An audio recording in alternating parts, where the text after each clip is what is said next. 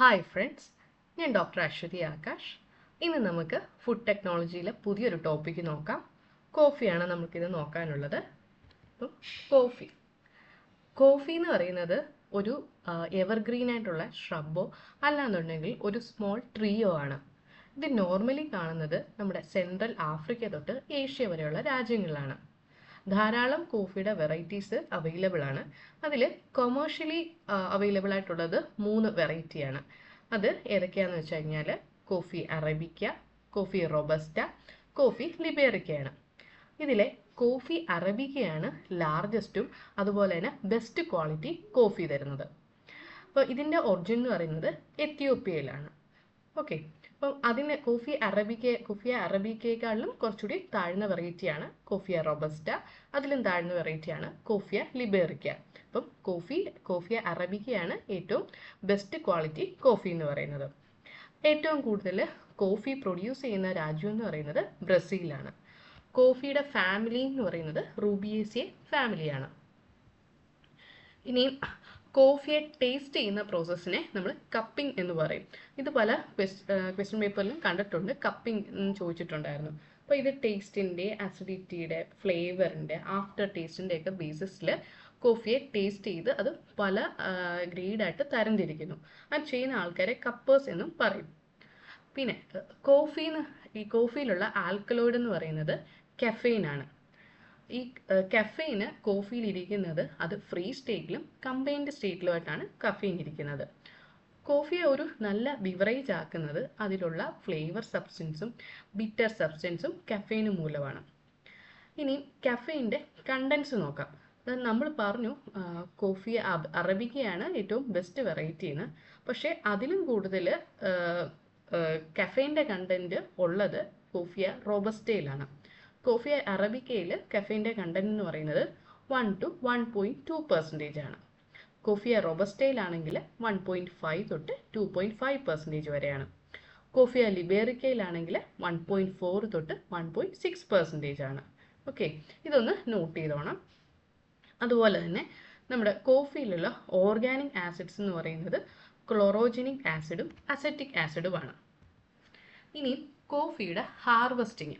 അപ്പം നമുക്ക് കഴിഞ്ഞ എക്സാമിന് നമുക്ക് ടീലിൻ്റെ പ്രോസസ്സിങ്ങും കാര്യങ്ങളുമായിട്ട് ക്വസ്റ്റ്യൻസ് ചോദിച്ചിരുന്നു. അപ്പം നമ്മൾ ജസ്റ്റ് പ്രോസസ്സിങ് ഒന്ന് അറിഞ്ഞിരിക്കേണ്ട കാര്യമുണ്ട്. അപ്പം നമുക്ക് ഹാർവെസ്റ്റിംഗ് നോക്കാം. നമ്മളൊരു കോഫി പ്ലാന്റ് നട്ട് കഴിഞ്ഞാൽ ഒരു 3 തൊട്ട് 4 കൊല്ലത്തിന് ഉള്ളിൽ നമുക്ക് അതിൻ്റെ അകത്ത് നിന്ന് ഫ്രൂട്ട് പറിച്ചെടുക്കാം. അപ്പം ഈ മെച്ചുറായിട്ട് ഫ്രൂട്ടാണ് നമ്മൾ എടുക്കുന്നത്, അതായത് നല്ല പഴുത്ത ഫ്രൂട്ടാണ് നമ്മൾ ഹാർവെസ്റ്റ് ചെയ്യുന്നത്. ഹാർവെസ്റ്റിങ് 2 രീതിയിലാണ് ചെയ്യുന്നത്. ഒന്നെന്ന് പറഞ്ഞു കഴിഞ്ഞാൽ സ്ട്രിപ്പ് പിക്ഡും മറ്റേത് സെലക്റ്റീവ്ലി പിക്ഡും. അപ്പം നിങ്ങൾ ഈ ഫോട്ടോയിൽ നിങ്ങൾക്ക് കാണാം ഒരു കോഫി ബീൻ ആണ് ഈ കാണിക്കുന്നത്.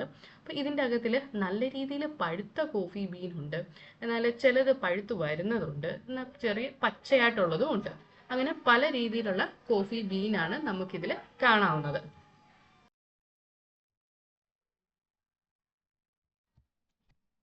ഈ സ്ട്രിപ്പ് പിക്ഡ് എന്ന് പറഞ്ഞു കഴിഞ്ഞാൽ എല്ലാ കുരുക്കളും, അതായത് നമ്മൾ പഴുത്തതുണ്ട്, അല്ല പച്ചയായിട്ടുള്ളതുണ്ട്, അപ്പോൾ പഴുത്ത് വരുന്നതുണ്ട്, അപ്പോൾ ഇതെല്ലാം ഒരേ സമയം തന്നെ ഹാർവെസ്റ്റ് ചെയ്യുന്നതിനാണ് നമ്മൾ സ്ട്രിപ്പ് പിക്ഡ് എന്ന് പറയുന്നത്.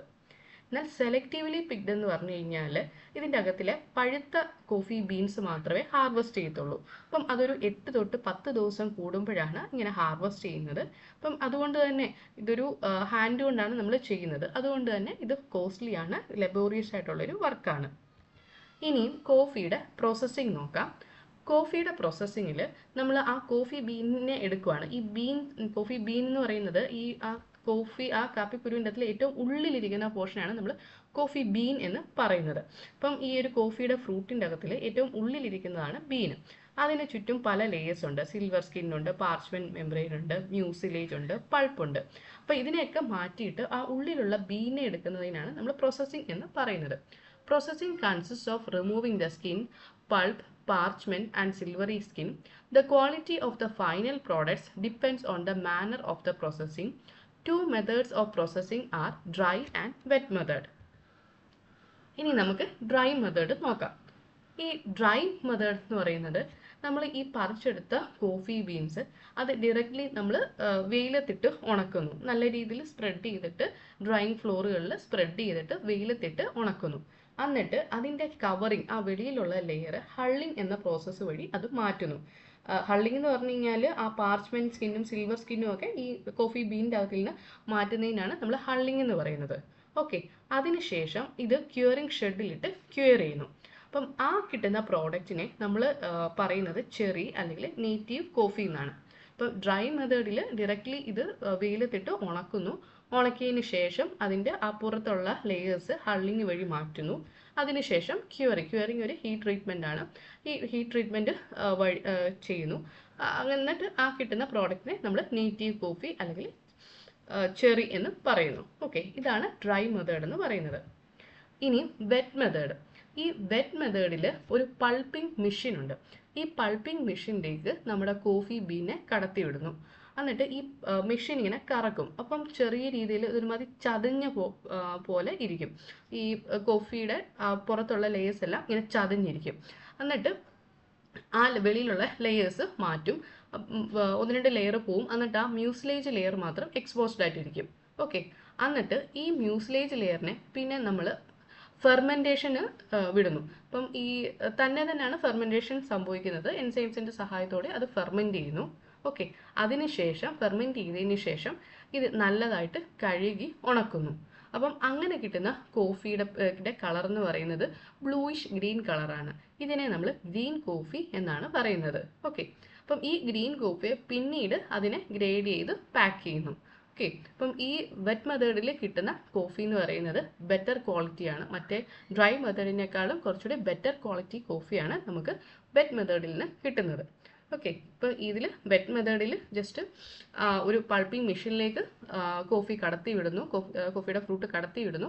അതിനുശേഷം നല്ല രീതിയിൽ അതിനെ ഒരു ചതച്ച് പോലെ എടുക്കുന്നു. എന്നിട്ട് ആ വെളിയിലുള്ള ലേയേഴ്സ് അവിടെ പോകുന്നു. പിന്നെ അതിനുശേഷം അതിനെ ഫെർമെൻറ്റ് ചെയ്യുന്നു. തന്നെ ഫെർമെൻറ്റ് ചെയ്തതിന് ശേഷം പിന്നെ ഇത് കഴുകി ഉണക്കുന്നു.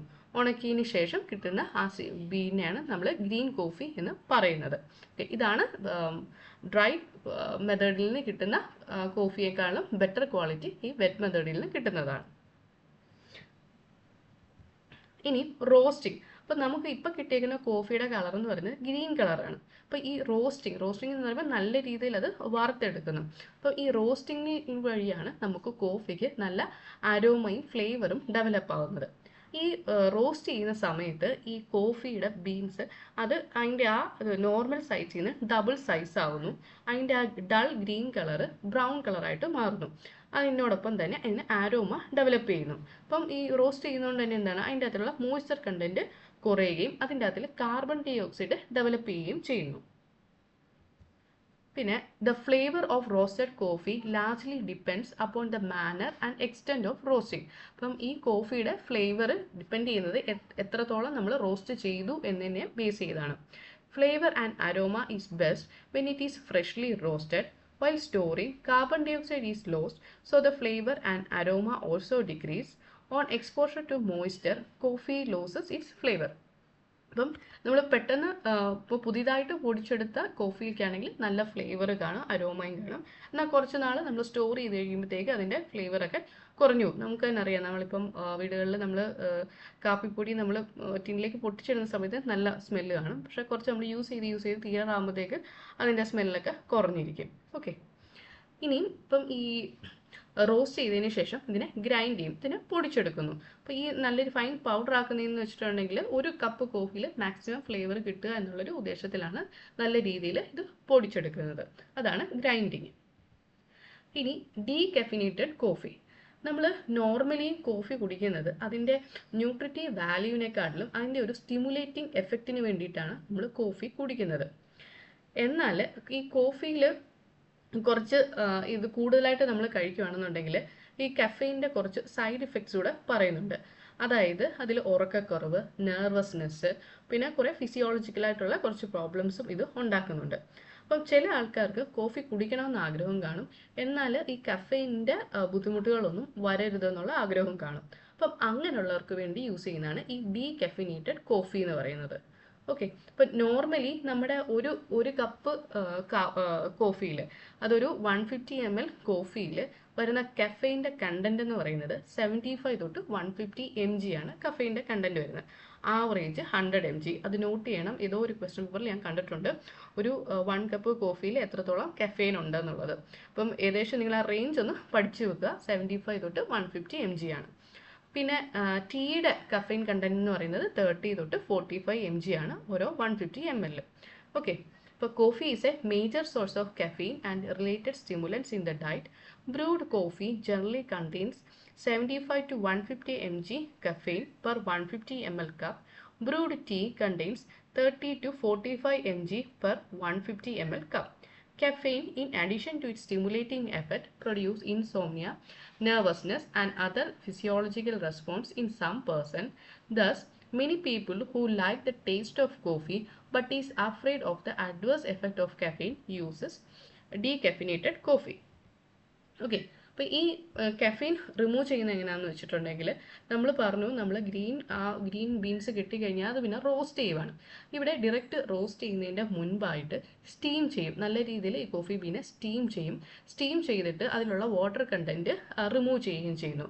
ഓക്കെ, അപ്പോൾ അങ്ങനെ കിട്ടുന്നതാണ് നമ്മൾ ഡീകഫിനേറ്റഡ് കോഫി എന്ന് പറയുന്നത്. Decaffeinated coffee contains about 3 mg caffeine per cup.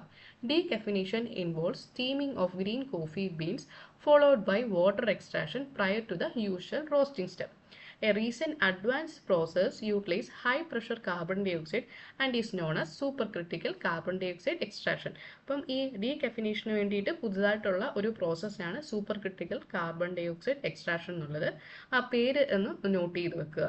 Okay, Decaffeinated coffee retains most of the characteristic aroma of coffee. എന്നാൽ ഇതിൽ കോഫിയുടെ അരോമ എല്ലാം കാണും, പക്ഷേ ഇതിൽ കഫീൻ കണ്ടന്റ് കാണില്ല. കഫീൻ കണ്ടന്റ് കുറവായിരിക്കും. അത് ഒരു കപ്പ് കാപ്പിയിൽ 3 mg വരെ കാണത്തുള്ളൂ. നമ്മൾ പറഞ്ഞു നോർമലി ഒരു കോഫിയിൽ 100 തൊട്ട് 150 mg വരെ ആയിരിക്കും കഫീൻ കണ്ടന്റ്. എന്നാൽ ഡീകഫിനേറ്റഡ് കോഫിയിൽ അത് 3 mg ആയിട്ട് കുറയുന്നു.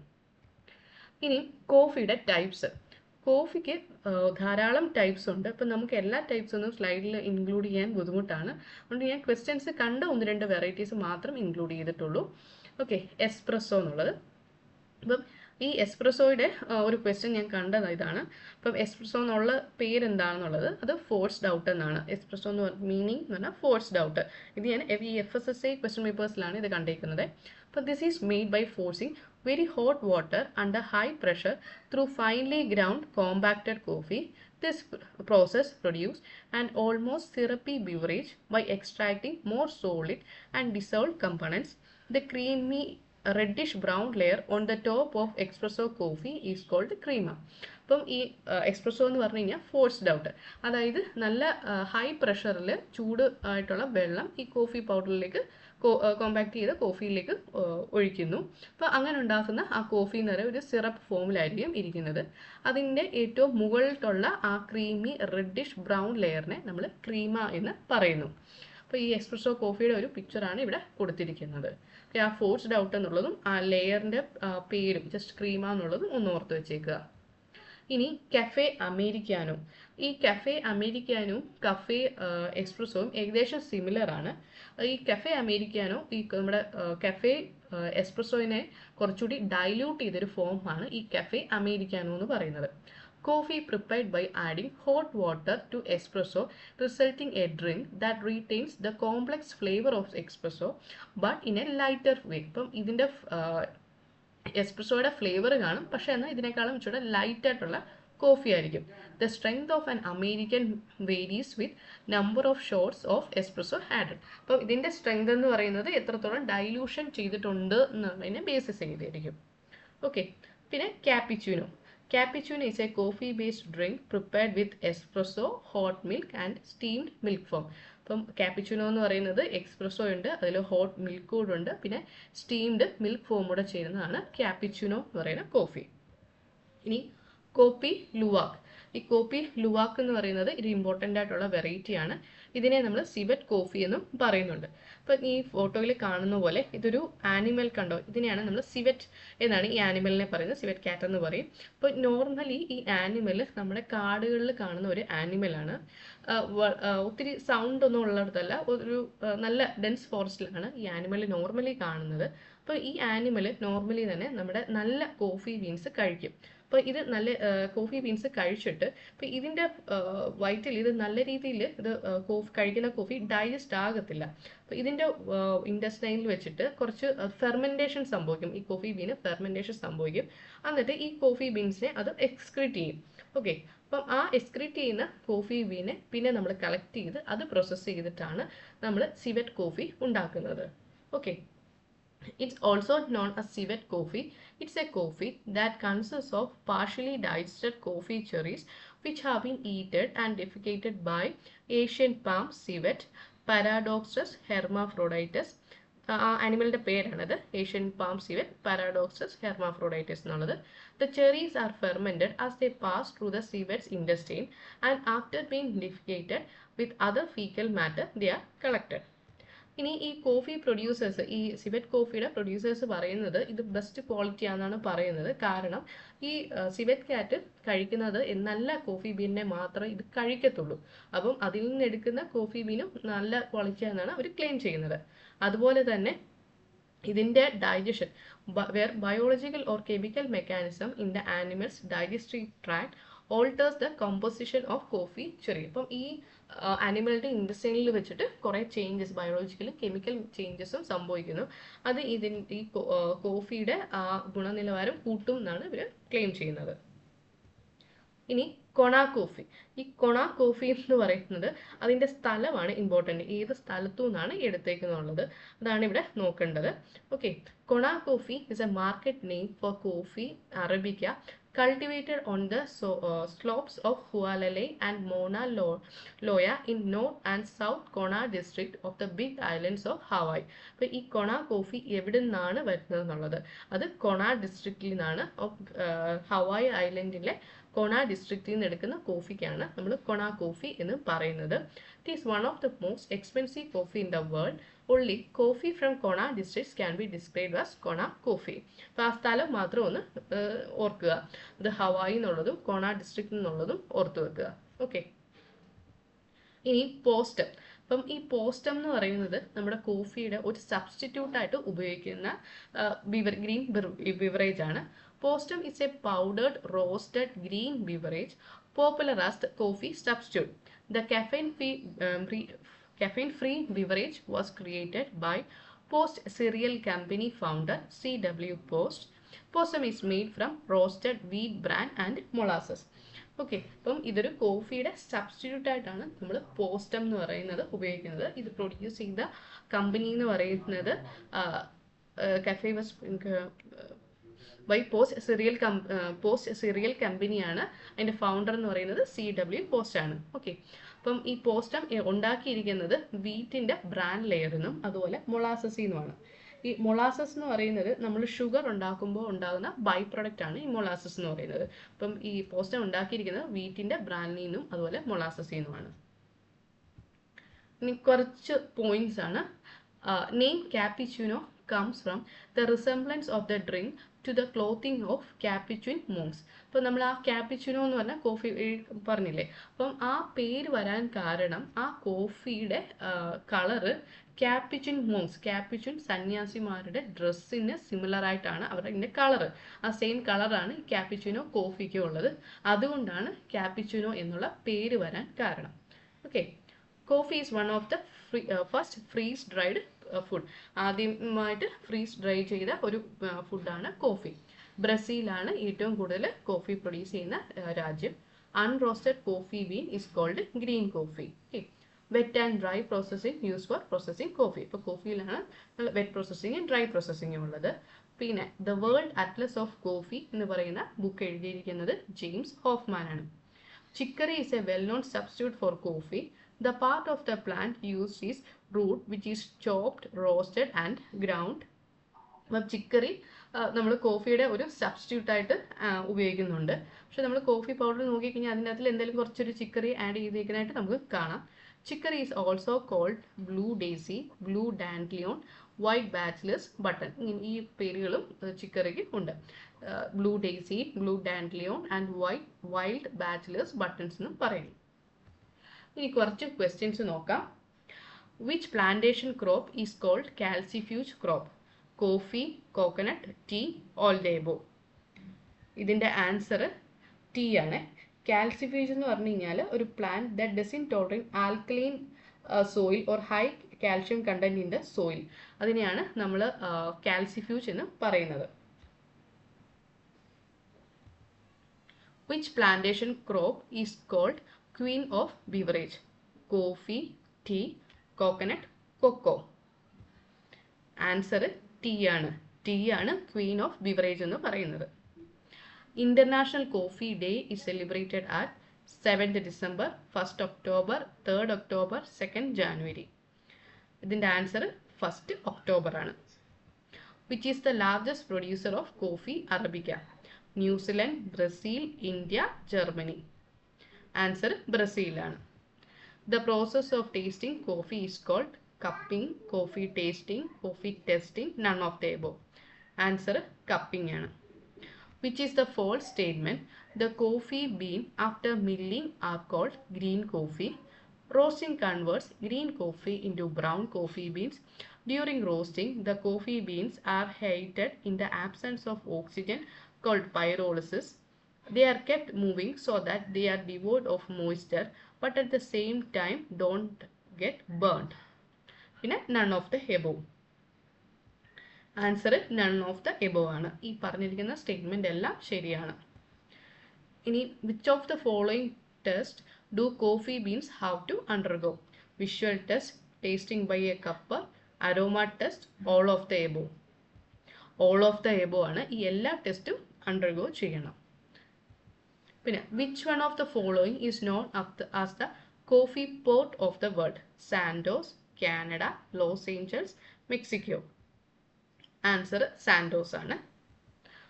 Which of the following Indian states have been the largest coffee producing states? Karnataka, Tamil Nadu, Kerala, Assam. Answer കർണാടകയാണ്. In which country is coffee believed to have originated? ഇത് കോഫിയാണ്, കോപ്പിയല്ല, കോഫിയാണ്. Ethiopia, Brazil, Colombia, India. അതിൻ്റെ ആൻസർ എത്യോപ്യയാണ്. കോഫി ഒറിജിനേറ്റ് ചെയ്ത രാജ്യം എന്ന് പറയുന്നത് എത്യോപ്യയാണ്. ഓക്കെ, ഇത്രയായിരുന്നു കോഫിയായിട്ട് നമുക്ക് ഡിസ്കസ് ചെയ്യാനുള്ളത്. അപ്പോൾ നിങ്ങൾ മാക്സിമം ക്വസ്റ്റ്യൻസ് വർക്കൗട്ട് ചെയ്യുക. അപ്പോഴേ നമുക്ക് ഏതൊക്കെ രീതിയിൽ ചോദ്യങ്ങൾ വരൂ എന്നുള്ളത് നമുക്ക് മനസ്സിലാകത്തുള്ളൂ. അതുപോലെ തന്നെ നമ്മൾ എത്രത്തോളം പഠിച്ചിട്ടുണ്ടെന്ന് നമുക്ക് മനസ്സിലാകുന്നതും ക്വസ്റ്റ്യൻസ് വർക്കൗട്ട് ചെയ്യുമ്പോഴാണ്. Okay, thank you.